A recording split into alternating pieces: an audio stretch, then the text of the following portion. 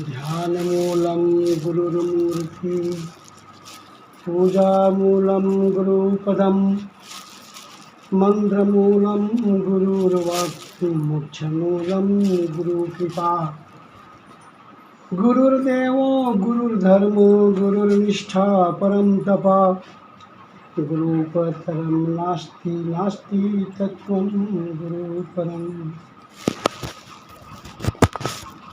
परमश्चंद्रमणि मुद्मंगल सह समाज भक्तिमती माता स्वर्गीय श्रीमती सुलोचना देवी कि आज पूरा कर्म के अवसर पर पधारे हुए समस्त नेमी प्रेमी सज्जन भक्तगण, भक्तिमती माताओं एवं बच्चों,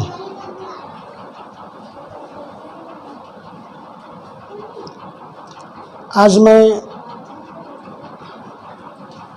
दो बातों पर अपनी बातें रखने का प्रयास करूंगा। First is what is the death, मृत्यु क्या चीज़ है। मृत्यु क्या चीज़ है, मृत्यु किसे कहते हैं, क्या मृत्यु आती है और क्या मृत्यु हमें ले जाती है हमारी अवधि खत्म होने पर। किसी ने कहा है मृत्यु कुछ नहीं है, मृत्यु मतलब है। आप लोग कई बार पिक्चर का डायलॉग आप सुने होंगे, जो डर गया सो मर गया। जो आदमी डरता है कि नहीं अब मैं नहीं बचूंगा, उसी समय उसकी मृत्यु हो जाती है। जीता तो है, खाता तो है, पीता तो है, लेकिन उसका अस्तित्व रहता नहीं है। हम ही लोगों को बहुत लोग डरवा देते हैं कि साहब जी महाराज जी जा रहे हैं कहीं, मर जाओगे तो। मैं कहा चिंता मत करो, आज भी हमारे पास कफन है। संत होते हैं वो जीते जीते मुर्दा हो जाते हैं। इसका मतलब होता है कि वो जी तो रहे हैं लेकिन दुनिया के लिए, जी तो रहे हैं लेकिन संसार के लिए, जी तो रहे हैं लेकिन मनुष्य मात्र के कल्याण के लिए। जैसे आपने देखा होगा गैस का मेंथल होता था पहले, अब तो वो गैस का ज़माना खत्म हो रहा है। गैस में मेंथल होता था एकदम सॉफ्ट, लेकिन उस मेंथल का एक ऐसा सिस्टम था कि वो मेंथल जब जलता था तभी वो प्रकाश करता था। मेंथल है वो जल जाने के बाद में वो प्रकाश देता है। बस ऐसा ही है, संत जो होते हैं वो अपने आप पहले अपने आप को मिटा लेते हैं, मिट जाते हैं, उसके बाद में तब प्रकाशित होते हैं। सदगुरु कबीर ने कहा था अपनी 625 वर्ष पहले, हम लोग अभी 625वीं जयंती मना रहे हैं। सदगुरु कबीर ने उस समय, जिस समय विकट परिस्थिति थी, मुगलों का ज़माना था, सामंती युग था, उस समय चौराहों पर खड़े होकर गुरु कबीर ने इनकलाब किया। कबीरा खड़ा बाजार में लिए लुकाठी हाथ, जो घर जा रहे आप ना चले हमारे साथ। कबीरा खड़ा बाजार में मांगे सबकी खैर, ना काहू से दोस्ती ना काहू से बैर। मृत्यु क्या चीज़ है, मृत्यु कोई चीज़ नहीं है, मृत्यु आती नहीं है। बस मृत्यु मतलब टाइम, समय खिसकता चला जाता है और समय के साथ साथ में हमारी वस्तुएं, हमारी इंद्रियां, हमारे सारे अवयव अंग प्रत्यंग भोगों में कमज़ोर होती चली जाती है। और एक दिन ऐसी भी अवस्था आती है कि हमारी इंद्रियां कोई काम नहीं करती है। 5 ज्ञान इंद्रिय और 5 कर्म इंद्रिय, हाथ पैर मुख लिंग गुदा और आँख नाक कान त्वचा जीभया, ये 10 इंद्रियां कोई काम नहीं करती हैं। उस समय हम जीते तो हैं, लेकिन इंद्रियों के हिसाब से जीने का आपका मकसद पूरा नहीं होता है। भर्तृहरि जी ने कहा था, भोगा न भुक्ता वयमेव भुक्ता, इष्टपन तप्तम वयमेव तप्ता, कालो न यातो वयमेव यातास, तृष्णा न जीर्णा वयमेव जीर्णा। भोगों को हमने नहीं भोगा, भोग ने हमको ही भोग डाला। शराब, बीड़ी, गांजा आदि आदि वस्तुओं को, गलत चीज़ों को हमने नहीं पिया, वो गलत चीज़ हमें ही पी डाली। शराब हमें नहीं पी, शराब को हम नहीं पीते हैं, शराब हमें पी जाती है। इसका मतलब है कि हमारी इंद्रियां भोगने में असमर्थ हो जाती है। उस समय हम कहते हैं अब हमें जाने दो, अब हमें नहीं जीना है, जाना ही अच्छा है इस दुनिया से। मृत्यु अचानक नहीं आती है। नारद गीता जब आप पढ़ेंगे तो नारद गीता में एक श्लोक आता है, आयु कर्मम च वित्तम च विद्या निधनमेव च पंचोत्तान्यपि सृजन्यते गर्भस स्थिव देहिना। आयु, जन्म, मरण, विद्या, बुद्धि, 5 चीज़ें माँ के गर्भ में तैयार हो जाती है और हम माँ के गर्भ से ही हम 5 चीज़ों को लेकर के आते हैं। बीच में हमारी अकाल मृत्यु नहीं होती है। नो क्वालिटी इन डेथ, मृत्यु में कोई क्वालिटी नहीं है। मृत्यु छोटी बड़ी नहीं होती है। शादी में भी आप लोगों ने छोटी बड़ी शादी मानते हैं, वो भी गलत है। एक बड़ी शादी, एक छोटी शादी। आपने सुना है छोटी शादी में 5 भावर होता है? आपने सुना है कि बड़ी शादी में 10 भावर होता है? इसलिए शादी छोटी बड़ी नहीं होती है। छोटी शादी में भी वही क्रियाक्रम, केवल कर्मकांड जो पंडित लोग करते हैं बस वही एक्सेस है, वही ओवर है। इसलिए शादी में कोई क्वालिटी नहीं है। शादी मतलब समर्पित भावना, पति पत्नी बन जाते हैं साथ भाव घूम करके। इसी प्रकार से मृत्यु में कोई क्वालिटी नहीं है। मृत्यु छोटी बड़ी नहीं होती है, अल्पकालिक मृत्यु नहीं होती है। जब आप आए हैं इस दुनिया में तो आयु, जन्म, मरण, विद्या, बुद्धि सबको लेकर के आप आए हैं। कर्म का रेख मिटे न रे भाई, चाहे लाख करो चतुराई। कर्म का रेख मिटे न रे भाई, कोई बीच में कोई किसी का बाल बांका करने वाला है नहीं। वो सद्गुरु कवि का महामंत्र याद कीजिए, जाको राखे साइयाँ मार सके नहीं कोई, और बाल न बांका कर सके जो जग बेरी होए। साईं इतना कीजिए जामे कुटुंब समाए, मैं भी भूखा ना रहूं साधु न भूखा जाए। इसलिए मृत्यु मतलब डर, मृत्यु मतलब भय। मृत्यु से हम क्यों डरते हैं? इसलिए कि मृत्यु अब हम जाने का हमारा समय आ चुका है। इसलिए सबका संबंध, परिवार का संबंध, प्रिय वस्तुओं का संबंध छूट रहा है। तो उस समय हमको लगता है कि अब हमें जाना चाहिए। इसलिए मृत्यु कोई अलग से नहीं आती है। मृत्यु मतलब भय, भय है वही मृत्यु है। और जो आदमी, अब देख लीजिए, बहुत आदमी जिंदा तो है लेकिन मुर्दा से कम नहीं है, क्योंकि उसका अस्तित्व नहीं है। न भक्ति है, न संस्कार है, न यश है, न कीर्ति है, न तो अच्छी पुण्यों की पूंजी है। वो आदमी जी तो रहा है, खा तो रहा है, लेकिन उसको कोई अस्तित्व नहीं है। लेकिन आज सुभाष चंद्र बोस, भगत सिंह आजाद, चंद्रशेखर और कर्मा माता, राजीव माता, भामा शाह आज है क्या दुनिया में? दुनिया में नहीं है, लेकिन आज जिंदा क्यों है? जिंदा इसलिए है कि उनके आदर्श जिंदा है। इसलिए वो हमारे महापुरुष मरे नहीं।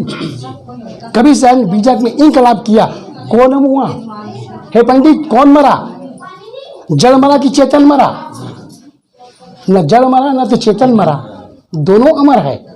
दोनों का संबंध विच्छेद जो होता है वो क्षणभंगुर है, क्योंकि शरीर तो नाशमान है। शरीर केवल चेंज हो जाता है और आत्मा वहाँ से चली जाती है। इसलिए मरा क्या? जड़ भी अमर है और चेतन भी अमर है। दोनों का संबंध विच्छेद जो होता है वही क्षणभंगुर है। इसलिए मृत्यु आती नहीं अचानक।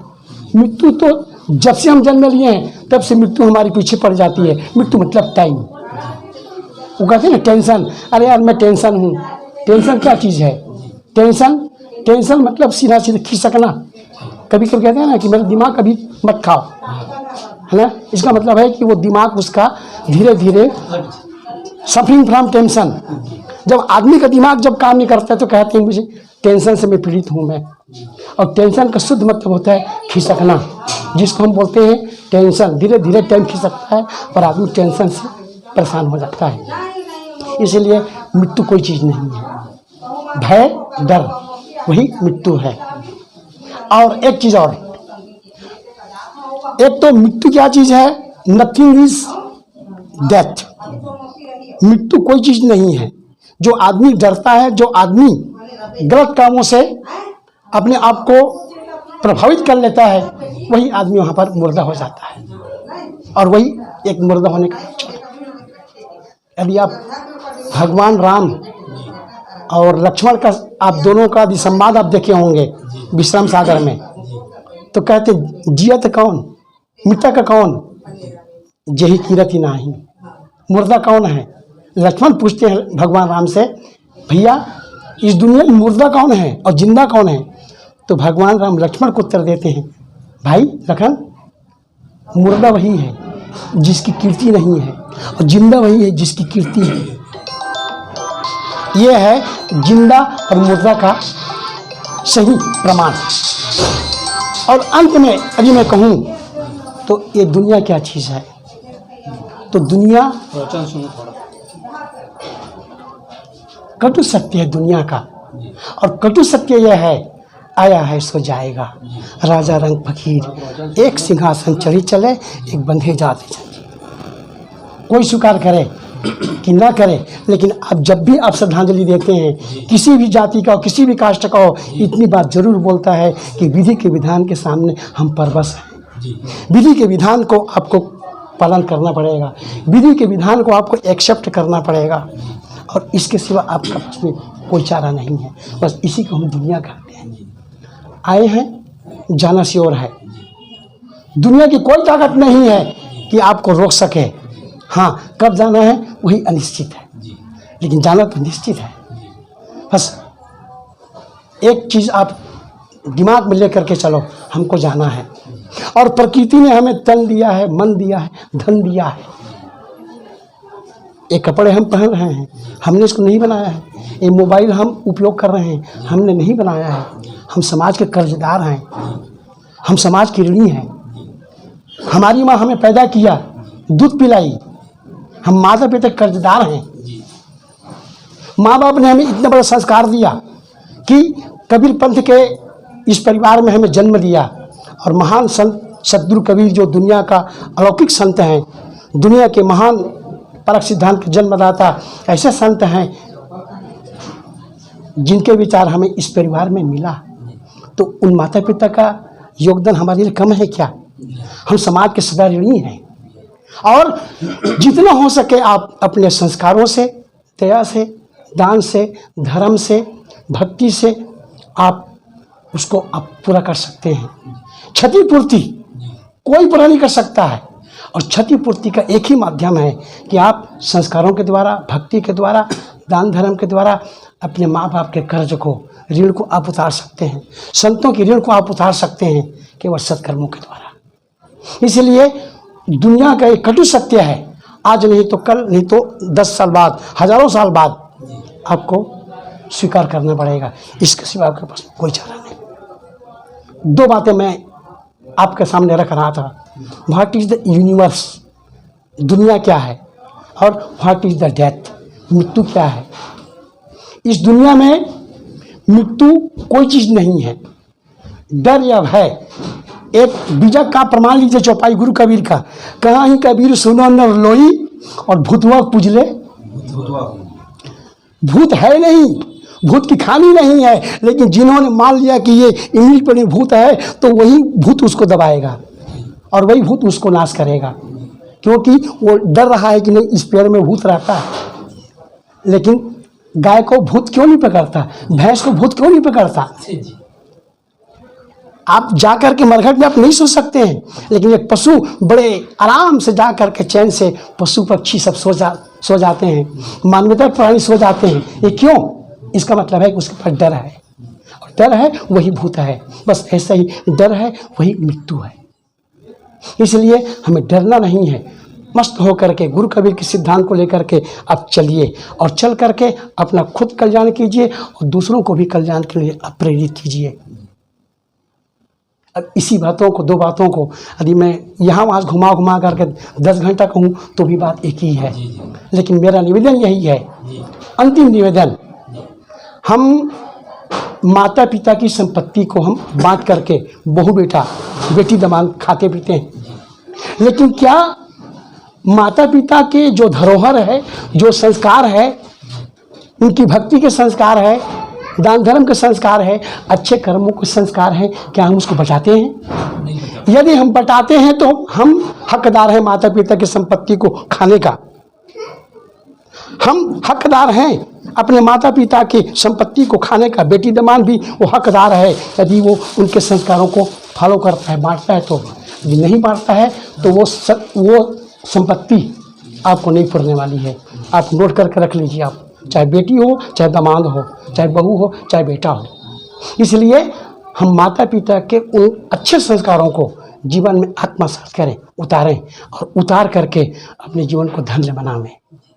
मैं भक्तिमती माता श्रीमती सुलोचना साहू को अपनी व्यक्तिगत रूप से मैं श्रद्धांजलि देते हुए मैं उस महान आत्मा को सत में नमन करता हूँ कि उनको आज हम सब श्रद्धांजलि दे रहे हैं। श्रद्धांजलि देना तभी सार्थक होगा जब उनकी अच्छाइयों को, उनके बताए हुए आदर्शों को हम आत्मसात करेंगे, फॉलो करेंगे। यदि ऐसा भी होता है तो इससे बड़ी श्रद्धांजलि और हो नहीं सकती है। मैं इस अवसर पर आप सबका आभार मानते हुए अपनी बातों को मैं विराम देता हूँ, और इसी के साथ में मैं श्रद्धा सुमन के साथ में मैं देता हूँ विराम। बोलिए सद्गुरु कबीर साहेब की, संत समाज की, ज्ञान यज्ञ की